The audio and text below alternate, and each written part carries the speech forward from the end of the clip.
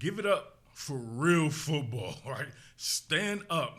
If you're a fan of real-ass football like the Seattle Seahawks just displayed for this 2025-2026 season, oh my goodness. Listen, it's culminating the Super Bowl, right? But I mean, I got to be there for every single game, covering this team and all that, right? This is one of those legendary teams that they're going to be talking about, especially if we're talking about that defensive unit, right? You know, people be talking about like the 85 Bears and the, you know what I'm saying, the 85 Bears and the 2000 Ravens and teams like that, right? 2013 Seattle team as well. Man, people going to be like, man, the 25 Seahawks, man, you got a defense like the 25 Seahawks? Because that defense was spectacular. Absolutely, from pillar to post, top to bottom, everybody pulling their weight on that defense, man. I mean, what an outstanding game plan, first and foremost, by my man, Coach Macdonald. Coach Macdonald bringing that Baltimore Ravens way to the Pacific Northwest. And you're going to see a lot of people wanting to copy that shit right there, right? Especially the Baltimore Ravens themselves, right? Going out and getting Jesse Minter, pretty much Mike Macdonald 2.0, right? Or I hate that 2.0 term, right? Mike Macdonald light, right? Just like Mike Macdonald from behind him in Michigan and in Baltimore and all that. One of them hardball guys. Then they have those young defensive head coaches who can call their own plays. This Seattle defense, you know what? Now I think about it, nobody's going to care about the 25 Seahawks because it could be the start of a potential dynasty. And we don't know anything about the 86 Bears or the 87, 88 Bears, right? Because it was just that one Super Bowl with that dominant defense. The Seahawks are built right now to sustain this. This is a sustainable type of outfit. Run the ball. Who has said this for how long? If you can run the ball, if you can stop the run, if you can play turnover-free ball, right, or at the very least limit your turnovers, man, you have a chance to win. You're dominating both lines of scrimmages, and that's exactly what Seattle did to the New England Patriots. Hats off to the New England Patriots defense as well, because them boys came to play. Right, I could do a whole separate study on them too, right? They were giving it to the Seattle Seahawks offense, but, man, it became a battle of field position game, and we already know Seattle's the best special teams in the league. And if that's the difference, if both offenses are struggling and all that, Seattle's going to be able to play that field position game. It seems like no matter what, they will get into your territory to be able to kick a field goal. At the very least, they may not score, but damn, Coach Kubiak, right, one and done. Who said that too? Right, I'm going to go back, right? We're going to have to come back, right? You know what I'm saying? We'll do a quick film study. I need to go ahead and get in bed. It's drawing late anyway. But, man, you remember when I did the Clint Kubiak thing in the preseason? I said, man, this might be one and done for Clint Kubiak. He coming with this type of scheme with the Seattle Seahawks with the defense that I knew that they would play this year. Oh, man, fantastic. A fantastic pairing. After I didn't understand what the hell Coach Macdonald was doing with Ryan Grubb last year. That was completely not a Baltimore Ravens style. Maybe he just tried to create his own way, you know what I mean, right? You're not going to pass the ball all over the yard and have yourself a super tough defense like that. You see them boys got to the run, albeit not impactful, a good majority of the season. It started to take shape. It started to you know what I'm saying, to really come together as a conglomerate, with meaning the offensive line finding the right pairing, finding the right style of runs and all that. Kenneth Walker doing the damn thing, right? When they had Zach Charbonnet, he was doing the damn thing as well. Man, for the purists, for the football purists like myself, that Seattle Seahawks team, man, it was a blast to cover. No doubt about it. I enjoyed covering that shit every single moment. And if you notice this, right, who's the one that said, man, get rid of a DK Metcalf? Sometimes it's addition by subtraction. Did you see any of that or hear any of that angst, all that bullshit that you would hear about in years past with DK Metcalf trying to show up the quarterback? He's not happy with his targets and all this and that. None of that shit existed this year. It's something to be said about team continuity, and if there was a more together team than the Seattle Seahawks, you'd have to show me them. That Seattle Seahawks, that's a team. That's a franchise. Everybody's moving on one accord. An army of one. Let's get to a little something right here. Yo, wait. Patreon.com/topbillin is where you're going to get the full unedited version of this video. We know they're going to come like crazy with Super Bowl content in broadcast form with these content ID claims. And I'll have to erase those sections because I'm not working for free. But you can do yourself a favor, patreon.com/topbillin, and you will see it in its full unedited glory. You know what I mean? Just like that, all right? Patreon.com/topbillin. I mean, look at this. This one I'll definitely give him credit for because he's able to navigate this through the man. He came the other side vertical on him. Looks like it was going to be a 7-man sin. You bring Ernest Jones out, let him get depth in the middle of the field, right? Almost working like a top-down 2, right? Almost like let me see, yep. Almost like a top-down 2. And then you got Ernest in the almost like cover 2, but with your man Ernest Jones here sinking through like that. That's nasty, man. Absolutely nasty. One more time with Witherspoon here. Coming from depth. Full speed. Put a move on him, right? And he was worried about the outside anyway, so he lets Witherspoon end up going to the inside. And he was worried about what was coming behind him. And then Witherspoon's able to navigate that perfectly, man. Get vertical pressure on Drake May. Nowhere from May to go. Nasty. Almost like quarters coverage or almost like cover 6. Cover 2 on one side, cover 4 on the other. Yeah, kind of like that. It's nasty. Whatever the actual call is, it's a nasty call. I don't know why people always get mad when I say that Devin Witherspoon is a potential Hall of Fame safety, and I'm not too impressed with him as an outside corner in man coverage. That's playing to his strengths. The way this dude blitzes and his timing and everything, imagine if he was freed up to do that even more as a safety. I mean, look at this, man. He definitely understands how to time some shit. He almost hits the ground running like full speed sometimes. Look at that. Off around, and the fact that it's dialed up with him coming as a free hitter, as an unmarked car. What are we doing here? You talk about Coach Macdonald being on his bag. Look at that, right? 7 men across.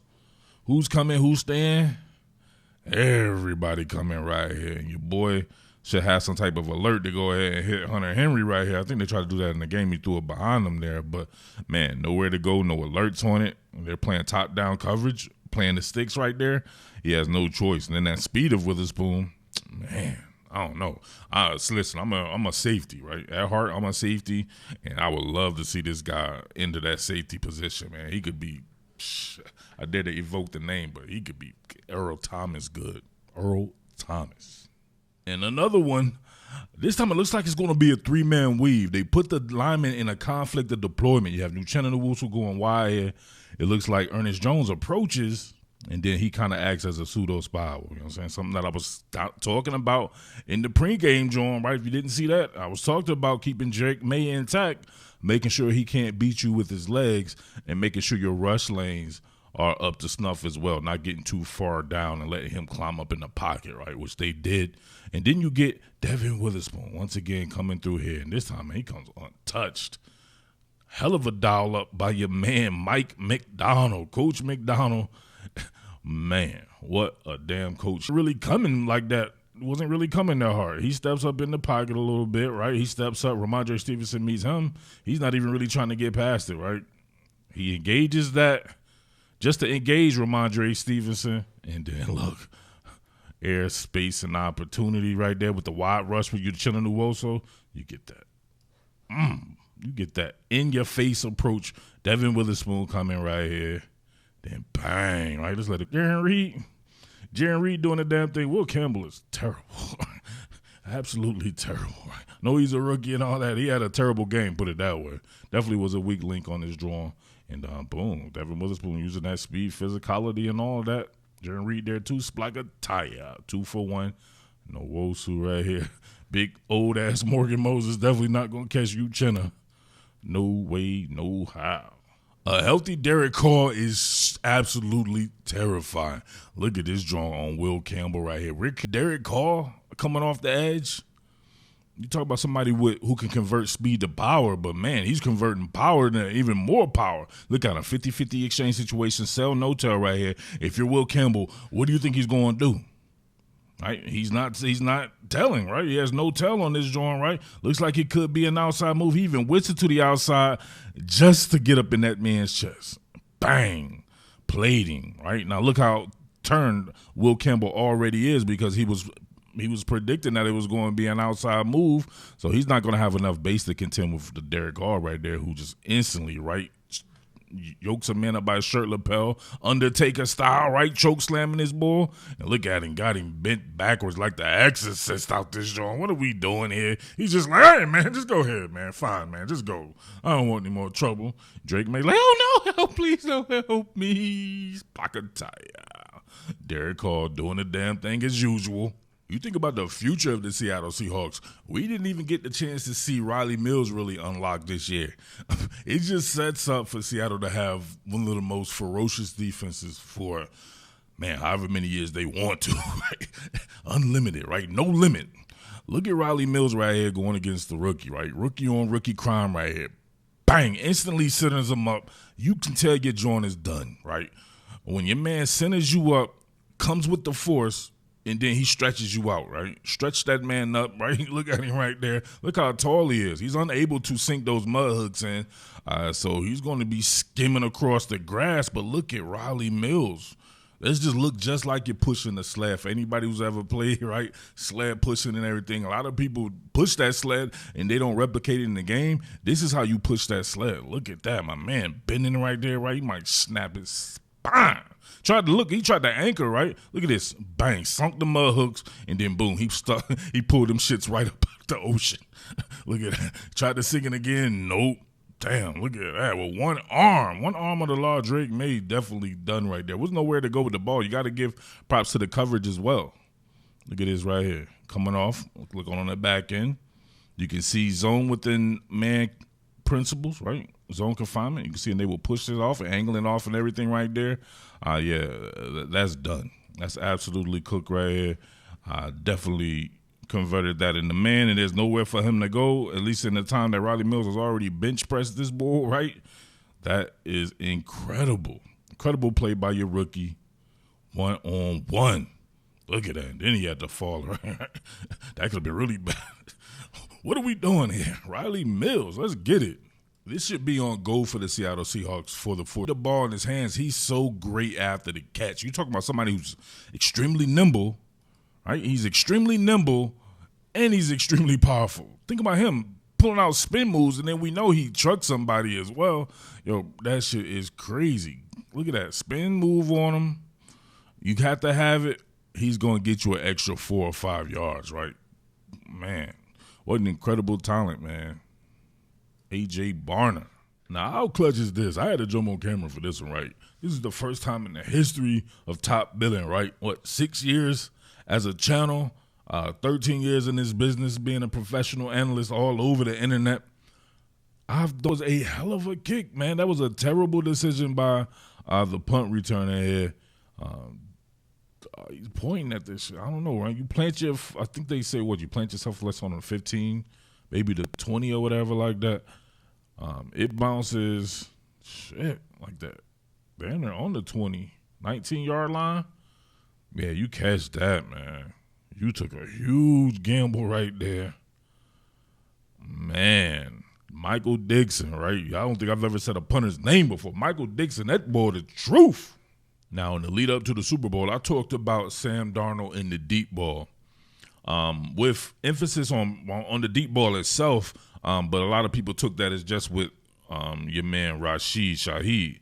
So I talked about him not getting the deep ball out in front of players and them having to run under it, or them having to make a play on it almost like it's a 50-50 ball. And you saw that with the first deep ball to Shaheed in the first half. He had underthrown that one once again, and Shaheed had to come back, and I believe it was broken up. However, the cornerback right here, I want to say it's Carlton Davis. If you weren't battling with him, and he could have pumped his legs, you see him right there. They're hand fighting, right? They're in the chicken fighting stage, and then he is not there. That was actually a really good thrown one. You can see how close it was. Maybe that one step. You see that almost right off the fingertips there. That's the kind of deep ball next year that they're going to be hitting. It's going to make Seattle even scarier. But that's exactly what I'm talking about right there. That's the deep ball that you want to throw. Those are the ones that's going to end up being touchdowns and not first downs.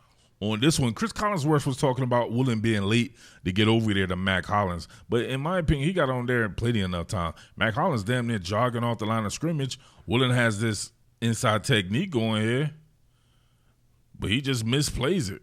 I don't say we'll let it run. Right there, he just never turned to locate. He was just going to play it through the eyes here.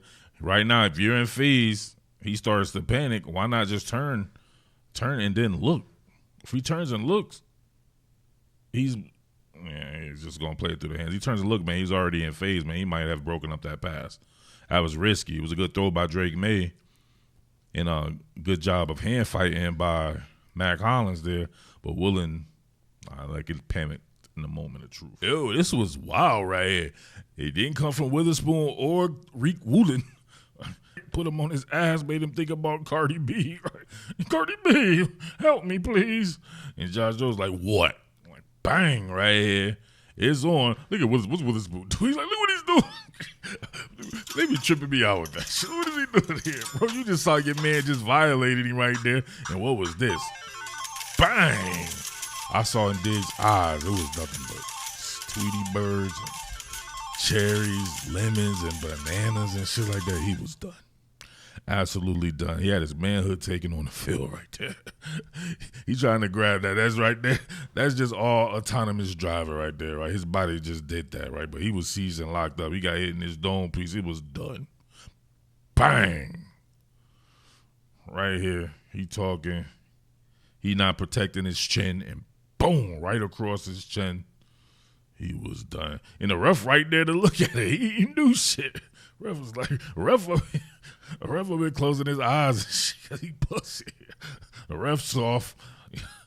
Stephon Diggs soft. Everybody soft. You just had to bag it up right there, man. When you turn zombie like that, you know what I mean? Best thing you can do is just create distance before you start biting that shit. Or you got to protect your chin, man. You got your hands all on the board like that. Yeah. He sleep. And the Las Vegas Raiders got them one with Clint Kubiak.